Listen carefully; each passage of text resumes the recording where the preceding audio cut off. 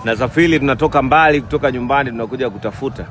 Tukipata watu wanaanza kusema wale ma Freemason, wale sijui manini nini, wana hela za kishetwani, lakini struggle tunazopitia hawazijui. Maisha yangu ni hizi dingo. Wewe umeamua kuwa shabiki wa maisha yangu, tulia hapo.